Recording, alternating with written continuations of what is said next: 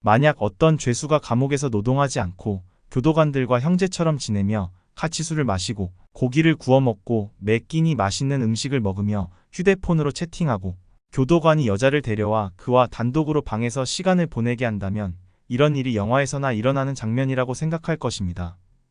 그러나 이러한 일이 실제로 헤이룽장 성 내허 교도소에서 일어났습니다. 안녕하세요. 여기는 진실만 다루는 중국 실화 탐사대입니다. 2014년 헤이룽장성 내허 감옥의 한 남성 교도관이 지역 경찰서에 자신의 아내를 고발했습니다. 그는 자신의 아내가 감옥에 있는 한 수감자와 관계를 맺고 있다고 주장했습니다. 이후 그는 한 가지 자료를 제출했는데 그 내용은 충격적이어서 드라마보다 더 흥미진진한 감옥 내 이야기를 담고 있었습니다. 자료에 따르면 왕동이라는 이름의 수감자는 지난 2년 동안 노동을 하지 않고도 금지된 물품을 쉽게 얻을 수 있었습니다. 이는 왕동이 많은 금전을 배후에 두고 있었기 때문이며 그의 돈은 감옥 밖에 있는 연인들로부터 얻은 것이었습니다. 왕동은 최소 7명의 여성과 감옥 내에서도 연인 관계를 유지했으며 그의 연인들이 감옥에 올 때마다 돈과 물품을 가져오게 했습니다. 100위안만 주면 교도관이 외부에서 생수병에 담긴 백주를 들여올 수 있었으며 어느 날 왕동은 한 여자를 통해 약 800위안어치의 구운 고기를 들여와 동료 죄수들에게 대접하기도 했습니다.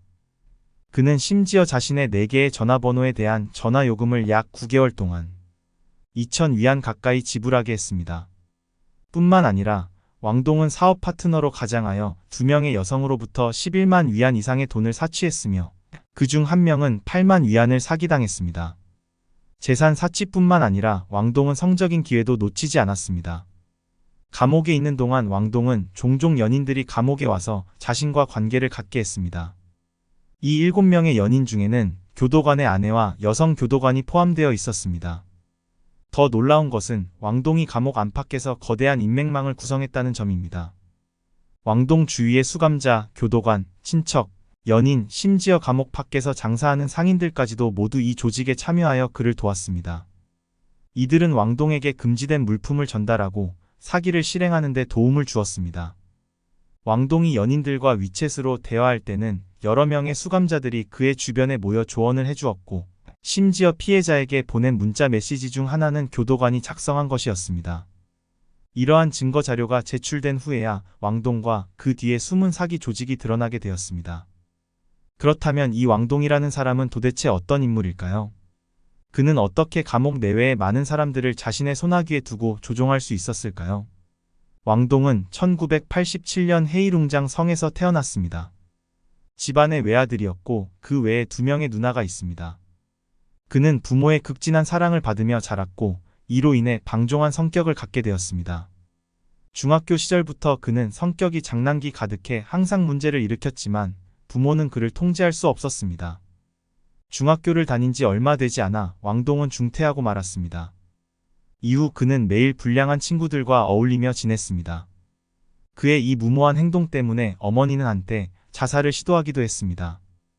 그러나 왕동은 가족에게 조금도 죄책감을 느끼지 않았습니다.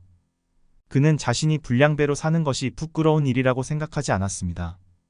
오히려 그는 자신이 그 무리에서 성공을 거두기를 바랐습니다. 그러나 아버지의 사망과 어머니의 재혼으로 인해 왕동은 안정적인 경제적 지원을 잃게 되었습니다. 그제야 왕동은 자신이 성장했으며 더 이상 가족에게 돈을 요구할 수 없다는 것을 깨달았습니다. 그는 자신의 능력으로 돈을 벌어야 한다는 것을 인식했습니다. 그러나 이 각성에도 불구하고 왕동은 올바른 길을 선택하지 않았습니다. 오히려 그는 과거의 길거리에서 소매치기 했던 경험을 이용해 진정한 의미의 강도 행위를 하기로 결심했습니다. 하지만 강도질이 생각만큼 쉽지 않다는 것을 그는 금방 깨달았고 곧 경찰에 체포되고 말았습니다. 2005년 9월 7일 17세 되던 해 손에 돈이 없었고 성실하게 일해서 보수를 받는 것도 싫었습니다. 그는 나쁜 마음을 먹고 길에서 패션 감각이 좋은 여성을 목표로 삼았습니다. 어느 날 길에서 한 여성을 상대로 강도를 저질렀습니다. 18세가 되지 않았기 때문에 그는 징역 2년형을 선고받았습니다. 그가 성인이 되기 58일 전이었습니다. 이렇게 해서 왕동은 생애 처음으로 감옥에 가게 되었습니다. 그러나 왕동은 감옥 생활에 잘 적응하였고 2년의 시간을 보내고 출소하게 되었습니다. 많은 사람들은 왕동이 출소 후 개과천선할 것이라 기대했지만 그는 출소한 지 얼마 되지 않아 다시 감옥에 들어가게 되었습니다. 2007년 막 출소한 왕동은 친구에게서 전화 판매가 유행하고 있으며 돈을 많이 벌 수 있다는 이야기를 들었습니다.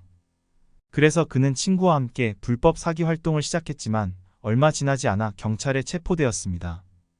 이번에는 왕동이 사기죄로 헤이룽장 성린덴 현 인민법원에서 징역 1년 6개월을 선고받았습니다.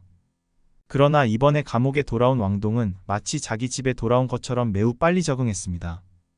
그는 다른 수감자들과 폭넓게 친구를 사귀며 자신의 견문과 능력을 키웠습니다.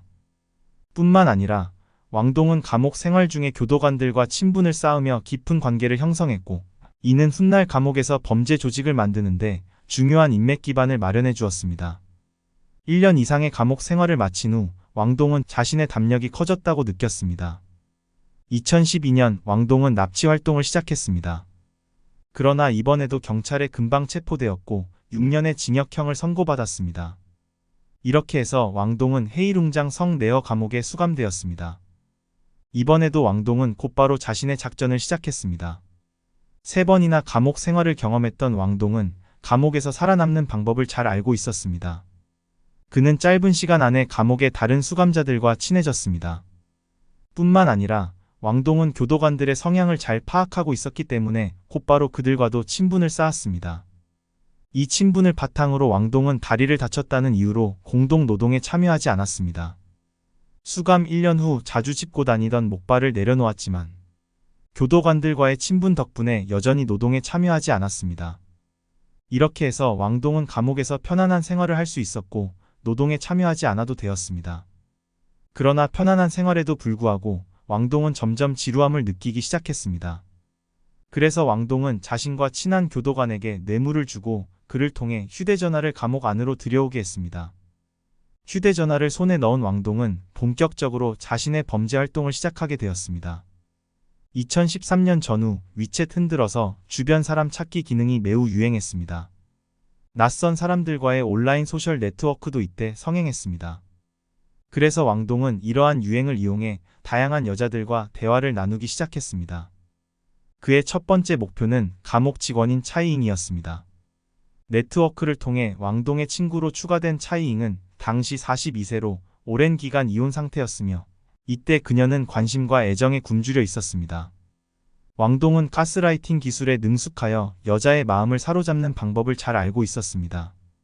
이렇게 해서 경찰과 수감자 사이의 관계가 점점 애매해지기 시작했습니다. 대화 중에 왕동은 차이잉을 아내라고 부르며 그녀에게 세심한 관심을 보여주고 출소 후 그녀와 결혼하겠다고 약속했습니다. 차이잉의 신뢰를 얻기 위해 왕동은 자신이 감옥에 들어가기 전에 요식업을 했으며 차도 있고 집도 있다고 주장했습니다. 이렇게 해서 차이잉은 그의 함정에 빠지고 말았습니다. 그러나 두 사람의 애정이 무르익은 지 얼마 되지 않아 왕동은 본색을 드러내기 시작했습니다. 처음에 왕동은 자신의 휴대전화가 고장났다며 새 휴대전화를 사기 위해 지정된 계좌로 1,000위안을 입금하라고 요구했습니다. 그 후 왕동은 형량을 줄이기 위해 다른 교도관들을 매수할 필요가 있다며 차이잉에게 1만 위안을 송금해달라고 했습니다. 이후에도 왕동은 감옥에서 도박으로 빚을 졌다며 차이잉에게 돈을 빌려달라고 요구하고 특정 시점에 갚겠다고 맹세했습니다. 불행하게도 당시 차이잉의 월급은 900위안 정도에 불과했으며 그녀가 왕동에게 빌려준 돈은 모두 힘들게 모은 것이었습니다. 그러나 차이잉은 왕동에게 깊이 빠져 있었기 때문에 돈을 빌려주기 위해 심지어 고리 대금까지 빌려 왕동에게 8만 위안 이상을 주었습니다. 이렇게 해서 차이잉은 사랑에 빠져 자신을 빚더미에 빠뜨리고 말았습니다. 그러나 차이잉은 여전히 왕동과 함께 행복한 미래를 꿈꾸고 있었습니다. 하지만 왕동은 그녀가 보낸 메시지를 다른 수감자들과 공유하며 재미있게 놀았고 그들에게 조언을 구하거나 심지어 교도관을 시켜 차이잉에게 보낼 메시지를 작성하게 했습니다. 한 교도관은 차이잉에게 자발적으로 돈을 빌려준다는 증명을 작성하면 돈을 갚겠다는 내용의 메시지를 작성했습니다. 그러나 왕동은 일이 발각될 때까지도 차이잉에게 빌린 8만 위안을 갚지 않았습니다. 왕동이 오랫동안 돈을 갚지 않자 차이잉은 점차 이 황당한 사기극에서 깨어나게 되었습니다. 왕동과 차이잉의 관계도 충분히 충격적이었지만 왕동의 여러 연인 중 한 명의 신부는 차이잉보다 더 놀라웠습니다. 그 여자는 바로 경찰의 아내인 리리였습니다. 왕동을 만나기 전 리리의 일상은 매우 한가로웠고 가정 관계도 매우 화목했습니다. 하지만 리리는 평범한 생활에 약간의 재미를 더하고 싶어 했고 그래서 그녀도 인터넷 연애의 대열에 뛰어들었습니다. 그렇게 리리는 흔들기 기능을 사용해 왕동을 알게 되었습니다. 차이잉을 속인 것과 비슷하게 왕동은 리리를 달콤한 말로 금방 유혹했습니다.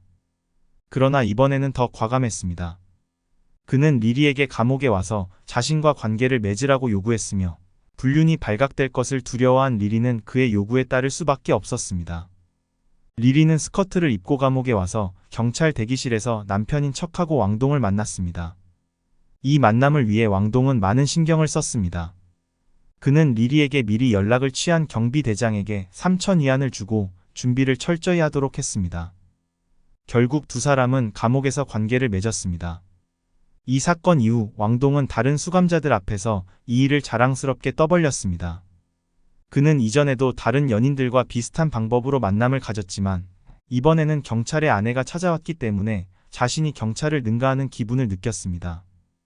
이를 통해 왕동은 리리와 그녀의 남편에게 더욱 굴욕감을 주기 위해 새로운 행동을 시작했습니다. 그는 리리에게 나체 사진을 유포하지 않겠다고 약속했지만 결국 리리의 남편에게 더욱 굴욕감을 주기 위해 그녀의 나체 사진을 그녀의 아이들이 있는 QQ 그룹과 친척, 친구들에게 퍼뜨렸습니다. 이를 통해 리리의 남편이 자신을 위해 일하게 만들려고 했습니다. 리리의 남편이 조금이라도 불만을 나타내면 왕동은 끊임없이 전화를 걸어 괴롭혔습니다. 그러나 왕동이 생각하지 못한 것은 리리의 남편이 다른 교도관들과 다르다는 점이었습니다. 위협과 비난을 받던 리리의 남편은 아내와 수감자의 불륜을 사실대로 신고했습니다. 이 신고 덕분에 왕동이 감옥에서 독단적으로 행세했던 일이 세상에 알려지게 되었습니다. 결국 왕동은 자신의 행동에 대한 대가를 치르게 되었습니다. 결국 헤이룽장 법원은 교도관 왕모와 주모에게 징역 1년 4개월과 1년 6개월을, 교도관 리모와 교도관 대장 유모에게 각각 징역 2년 6개월과 1년 8개월을 선고했습니다. 피고인 왕동은 징역 13년 9개월과 벌금 22만 위안을 선고받았습니다. 이 사건에 대해 여러분은 어떻게 생각하시나요? 댓글에서 여러분의 의견을 나누어 주세요. 그리고 구독과 좋아요도 잊지 말아주세요. 감사합니다.